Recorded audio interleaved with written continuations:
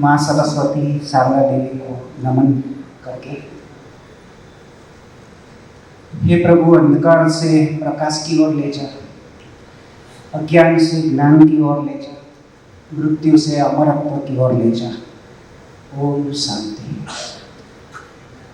आज का ये समर्थ ट्रस्ट द्वारा आयोजित ये कार्यक्रम में मुझे यहाँ बुलाया गया है, इसलिए सब आयोजकों का, सब कमेटी मेंबर का मैं धन्यवाद पूरे दिल से करना चाहता हूँ। अध्यक्ष, उपाध्यक्ष, मंच पर विराजमान महानुभाव, मनीष भाई, सब ग्राउंड रूट पर कार्यकर्ता, आप लोग बहुत दूर से, पूरे गुजरात से, कहीं कहीं से तकलीफ लेकर यहाँ आए हुए हो। 10-15 मिनट का मेरा वक्तव्य है, इसमें यू विल डेफिनेटली गेन, कुछ लेके जाओगे। मेरा जो विचार है, मेरे जो दिल की भावना है, वो मैं आप तक पहुँचाने की कोशिश करूँगा। आज का जब टॉपिक मुझे दिया गया था तो उस ख्याल के लिए दिया गया था कि भाई मुझे ऐसा ख्याल था, प्रतीक था कि मेरे 135 सेक्शन है, इसमें क्या अमेंडमेंट है, वो उसके बारे में कुछ बोलने का था। क्योंकि as a chartered accountant, as a Gujarat high court practitioner, as an advocate, that was our generally seminar में हमारे एक रहता है, तो भाई इस पर मेरे को कुछ बोलने का है। बाद में मनीष भाई का फोन आया कि भाई आप थोड़ा उसको डाइवर्ट करके, चेंज करके थोड़ा उसको इसी तरह लेने का है कि भाई what is the real intent and spirit of this CSR, और वो CSR किस तरह से हम लोग उसको CSR कैसे वो कनेक्ट CSR से कैसे कनेक्ट कर सके, कैसे फंड से हम कनेक्ट कर सके। अमित भाई यहाँ पर है, तो अभी बातचीत हुई उससे, तो उससे भी आपको थोड़ी बहुत जानकारी मिलेगी कि भाई किस तरह से कंपनी से फंड आता है, किस तरह से उसका प्रयोजन उपयोग होता है। दिलीप भाई, honourable minister and chairman IFFCO sir, आज है नहीं, देर से आएंगे ऐसा बताया मनीष भाई ने, तो उसके लिए भी मेरा थोड़ा सुझाव है। और आप सब लोग भी यहाँ बैठे हैं, तो उसके लिए भी मेरा थोड़ा ये सजेशन है कि आप गवर्नमेंट तक की बात पहुँचाए कि भाई the CSR is not that much succeeding, क्यों उसको सफलता नहीं मिल रही है। जस्टिस सर हमारे साथ बैठे हैं, इसीलिए थोड़ा एक गीता का भी श्लोक सोचो कि भाई कैसे क्या इससे संकलित है। तो गीता में चैप्टर 4 में श्लोक 34 है, तत्वीति प्रणिपातेन परिप्रश्नेन सेव्या उपदेश्यन्ति ते ज्ञानम ज्ञानेन तत्त्वदर्शिने। तो सर तो गीता में है, इसीलिए तो पता है कि भाई इसका मीनिंग ऐसा होता है कि भाई आप सच्चे ज्ञानी को से ज्ञान प्राप्त, कृष्ण भगवान ऐसे क्यों कहते हैं कि भाई आप ज्ञानी से जाके पूछो, कि भाई उससे सवाल जवाब करो, उससे प्रश्न खड़ा करो, उससे पहले साष्टांग प्रणाम करो और उसकी सेवा करो, तभी आपको जो सत्य है तो वो जानने को मिलेगा। तो इस संदर्भ में कैसे गीता का प्रयोजन है आजकल, और इसका क्यों इस मेरा आज का लेक्चर के साथ इसका संकलन है। कितना अद्भुत अपना गीता जी, कितना अद्भुत भगवत गीता, कितना जो है अपना कोर हार्ड है। एक जनरल स्वामी विवेकानंद का वहां का जो है एनेक्डोट है कि भाई वहां की एक पादरी ने जो है क्रिश्चियन ने वो बोला कि आपका गीता में क्या है, सर को तो पता होगा। तो बोले कि ये सब पुस्तक है और गीता जी आपका है। तो स्वामी विवेकानंद ने तब बोला ये गीता जी पाया में है, इसको निकाल दो तो ऊपर की कोई किताबें आपकी टिकेगी नहीं। That is called Gita. तो ये विवेकानंद जी ने गीता का इतना मतलब बताया कि भाई क्या है गीता जी। इसके बाद एक लंच के बाद आप थोड़ा आप फ्रेश हो जाओगे, ऐसी बात करूंगा मैं आपको। एक महाराष्ट्र में बहुत बड़े संत हुए, बहुत छोटा सा कस्बा, छोटा सा जगह थी। वहां जाने के लिए आज 100 साल पहले कुछ जगह भी नहीं थी, बहुत डिफिकल्टी होती थी। पर संत ऐसे होते हैं और अपने को जाने के लिए इतनी भी दिक्कत होती थी तो भी लोग जाते थे। बड़े बड़े जस्टिस जाते थे, बड़े बड़े विद्वान, बड़े बड़े ऑफिस जो है eight head of the government लोग जाते थे। तो अपना ज्ञान या अज्ञान प्रदर्शित करूं तो उसने संत ने उस भक्त से पूछा, जैसे बड़े बहुत बड़े जस्टिस थे, कि भाई गीता जी में क्या है, ये श्लोक में क्या है। तो ये जैसे सामान्य बताते हैं, वो भक्त ने बताया कि भाई ऐसे बस ज्ञानी से प्रश्न करना, उसकी सेवा करना, उसको प्रणाम करना, and that will lead you to the enlightenment. जो एनलाइटनमेंट है उसमें ले जाएंगे।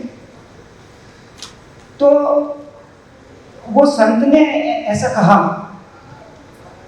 कि भाई बट इतना ही काफी है, सिर्फ प्रश्न पूछने का। जैसे न्यूज रिपोर्टर पूछते हैं ऐसे ही प्रश्न पूछना है। आज जो देश का माहौल है, किस तरह से वो हो रहा है, वो आपको सबको पता है। तो बोले हाँ यही मतलब मेरे को तो मालूम है।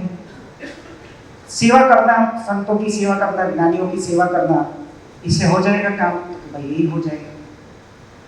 तो ये सब करते करते वो संत ने बताया, पता नहीं था कुछ उसको क्या है नहीं। हम बड़े एजुकेटेड होते हैं, अपने को बहुत वो रखते हैं कि मैं ऐसा हूँ, सीए हूँ, ये करूँ, मैं कहीं से आता हूँ, मैं बड़ी इसमें से आता हूँ, मैं वाइस चांसलर हूँ। क्या हुआ?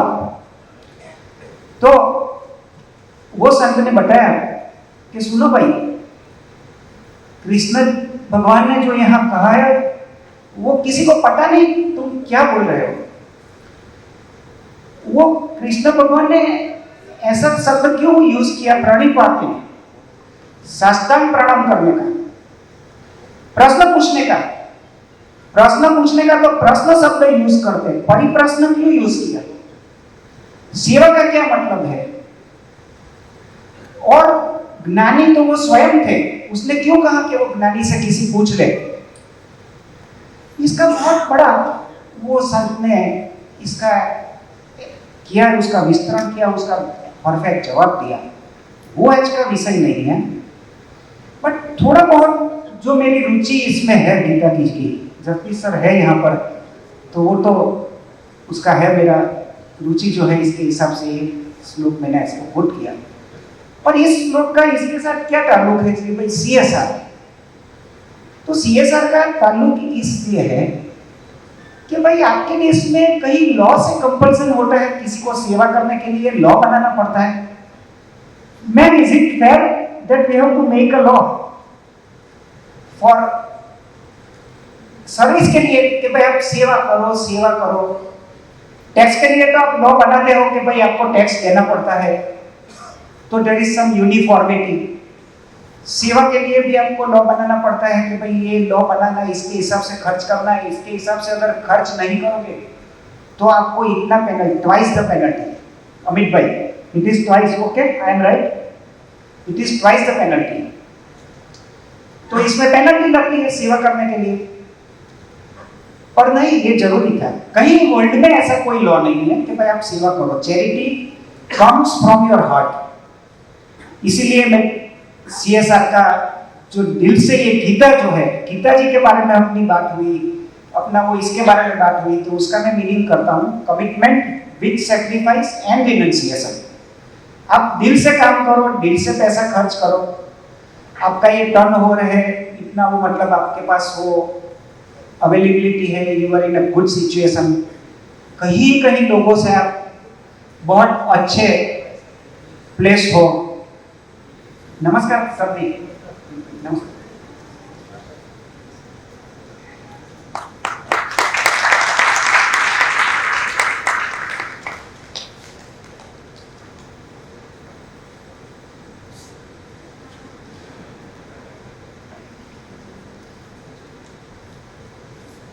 सर जी बहुत पहले तो खुशी हुई कि आप हमारे बीच आए। पहले तो आप लेट आने वाले हैं, इसलिए मैं और अमित भाई थोड़ा निराश हो गए कि दिलीप सर को मिलने को नहीं मिलेगा।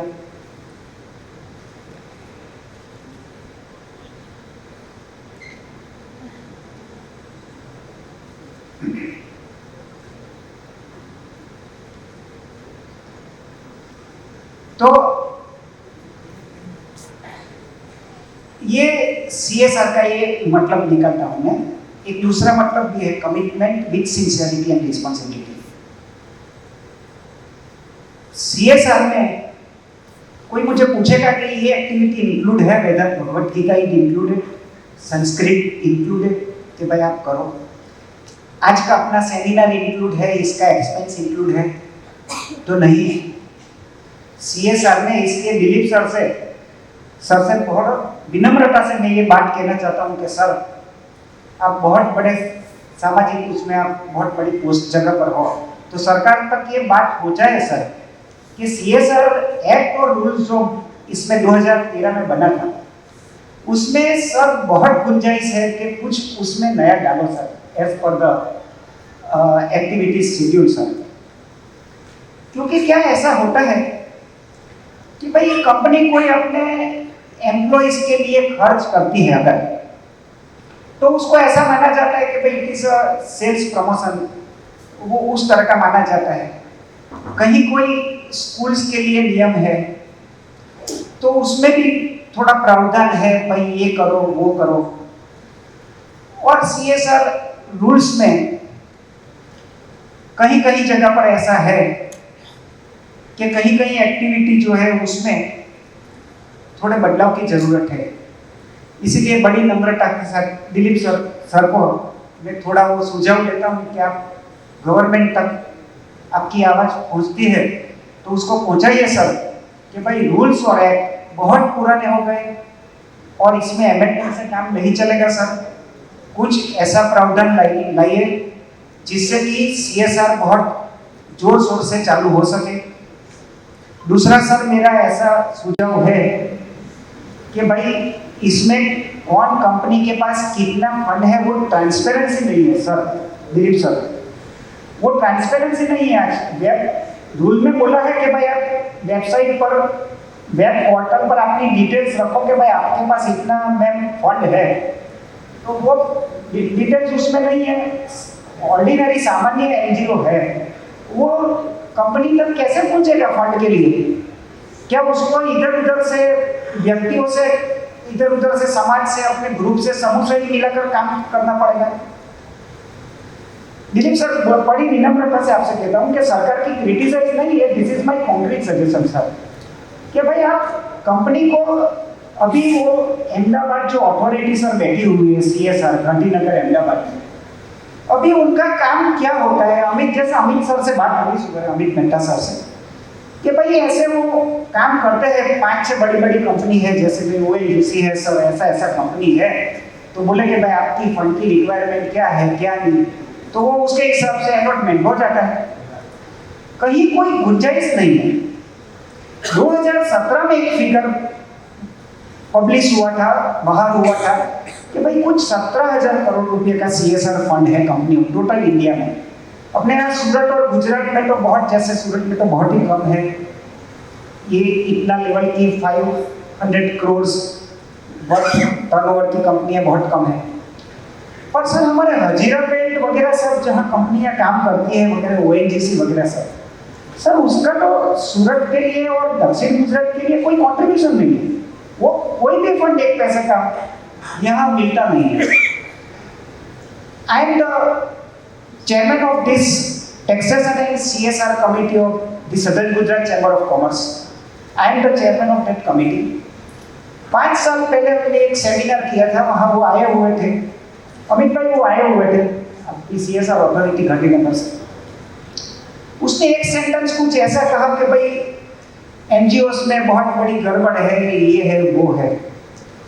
हमने बोला भी देखिए हमारी बात सुनिए, NGO में छोटे छोटे NGO जो आज हॉस्पिटल, स्कूल्स, कॉलेज की जितनी वो काम कर रहा है, तो उसको अगर थोड़े ऐसे ब्लैक शिप्स है तो इसकी वजह से आप ऐसा नहीं कर सकते कि भाई ये लोग नॉन प्रॉफिट जो काम कर रहे हैं, बड़ी बड़ी यूनिवर्सिटीज चला रहे हैं, वो अपने आत्मनिर्भरता से चला रहे हैं। वो ऐसे नहीं चला रहे कि भाई आप लोग उसको बोले कि भाई ये गलत तरीके से कर रहे हैं, गलत है उसको पनिश करो। तो सर जी ये भी एक पॉइंट था। दूसरा, दिलीप सर ये कहना चाहता हूं मैं कि भाई गवर्नमेंट या मैंने सर कोऑपरेटिव सोसाइटी में भी बहुत ग्राउंड रूट पर काम किया है, नीचे का लेवल तक काम किया सर। मेरी टैक्सेशन की अभी आप आने से पहले वो मेरा उसमें हुआ कि टैक्सेशन की गुजरात में मैंने एक बुक लिखी है जो कि बहुत ही पब्लिक चैरिटेबल ट्रस्ट है, क्योंकि बहुत मार्केट में उसकी first time it was in the Gujarati and very complicated loss. तो कोऑपरेटिव मूवमेंट में सर ऐसा है कि भाई एक सिंपल, आप तो जानते हो कि सर कि एटीपी का डिडक्शन है, एक कोऑपरेटिव सोसाइटी दूसरी कोऑपरेटिव सोसाइटी में इन्वेस्ट करती है, इसमें से उसको डिविडेंड मिलता है। इफको से डिविडेंड आया, क्रिपको से डिविडेंड आया, सब इंटरेस्ट आया उसमें से। तो एक्ट में लिखा हुआ है, फिर भी इनकम टैक्स वाले बोलते हैं कि भाई ये आपको ही सेल करना पड़ेगा। अभी शुगर मिल का सब देखो कितना प्रॉब्लम है, हम चाहे तो कहाँ जाए सर। गवर्नमेंट को ये मेरा बहुत ही कंस्ट्रक्टिव सुझाव है सर आपके थ्रू कि भाई आप उसको वहां तक पहुंचाइए कि भाई थोड़ी ये ग्राउंड लेवल पर भी बात सुनी जाए कि जिसकी वजह से ये उसको बड़ी सफलता मिले, सीएसआर को भी बड़ी सफलता मिले। और आज कंपनी में जो है कॉर्पोरेट लेवल पर, उसमें कॉर्पोरेट टैक्सेशन जो है वो ओनली 15% है न्यू कंपनी के लिए, और जो रनिंग कंपनी है उसके लिए 22% है। तो सर जी बहुत बड़ी विनम्रता से मेरा एक लास्ट सुझाव है कि भाई अब 2% की जगह पर 5% सीएसआर कर दो और let them take the benefit in the income tax. Income tax में खर्च बांट लेने, तो वो क्या है कि उसमें वो उन लोगों को बात मिल जाए। और ऐसे छोटे छोटे एनजीओ की तरफ से मैं आज आया हुआ हूँ, मेरी भावना जो है वो गवर्नमेंट तक आप पहुँचाएंगे तो सर मैं बहुत बड़ा आपका आभारी रहूँगा। जहाँ जहाँ जरूरत होगी, क्योंकि as a last 40 years I have worked at all the levels, at the ground root levels, I am being the part of cooperative movement, और इसमें सब काम किया है। एक बड़ी विनम्रता से, सरकार से कोई कंप्लेंट नहीं है, लेकिन एक बड़ी विनम्रता से कि भाई सुनने का रखो। बड़े बड़े कॉर्पोरेट्स काम कर रहे हैं, अच्छा काम कर रहे हैं, पर छोटे छोटे एनजीओ को भी थोड़ा ध्यान में रखो। और जहां भी जरूरत होगी Dilip sir, we are at your service. ये कुछ भी काम होगा तो we will help as a society. कुछ सोसाइटी को आपको देना है, you consider this as our CSR। Thank you so much. जय हिंद।